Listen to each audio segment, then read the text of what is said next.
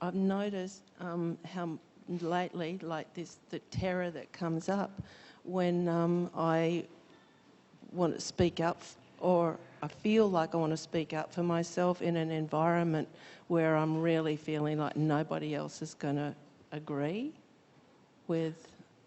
So why would you want to speak up in an environment where nobody else agrees? To challenge that, no? Yeah, see, I feel my preferred option there would be just to walk away from that group of people. So why do you feel like you have to stay and speak up rather than just walk away?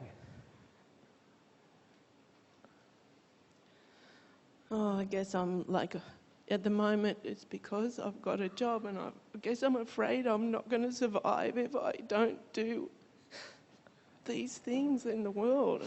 Yep. Yep. See, I feel a lot of these things, though, get created by other emotions that we are unwilling to feel. Do you follow me? See, a lot of times, what I notice many of you doing, speaking up, like you say you're speaking up for truth, many times that's not what I see happening. What I see happening is you're not understanding that most of the time you're not being loving in that place. And you feel like you have to speak up for what they're doing to you. But in fact, what's happening is you're projecting already something on them and they're just responding to you. That's what I notice happening a lot.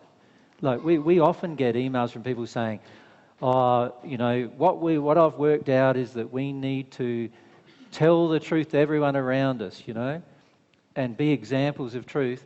And I go, yeah, okay, let's be examples of truth. Let's really be examples of truth. If we're really an example of truth, the very first quality we're going to display is probably humility, right?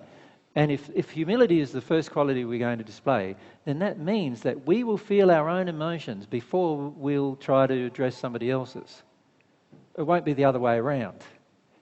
And what I notice many of you doing is addressing the other people's emotion before you've even felt your own. So to me, that's not a mark of humility. That's not telling the truth. Telling the truth would be humble first, feel your own emotion first, and then, if there is still something to correct, maybe correct it in a more public setting or in a directly with the individuals. But the question also has to be asked, if they aren't asking you for assistance and they don't want assistance in their heart, then if you can leave them, then just leave them. Why aren't you leaving them? Right?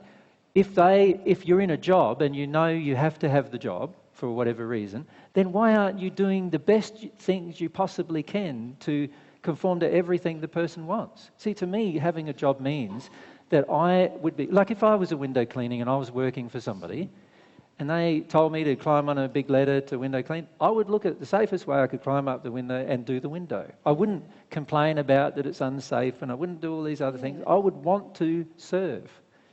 Many of us don't want to serve unless we get something in return. Yeah, I feel like that I am like, there's a lot in this job that I really feel is loving, and the whole, I guess the focus is a loving focus. Mm-hmm.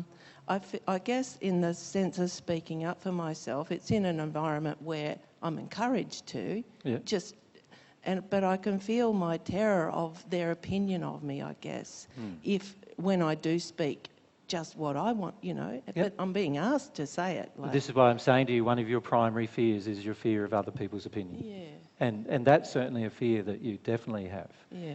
And I feel that many here have it. This is one reason why we don't tell the truth when we're asked the truth. We still don't tell it because we're afraid of other people's opinions. Yeah. But that's not the same as forcing your opinion on the other person, is it? No. And there's many of you who want to force your opinions on other people. And that's not a loving course of action, actually. That's a demand being placed on the other person. Right?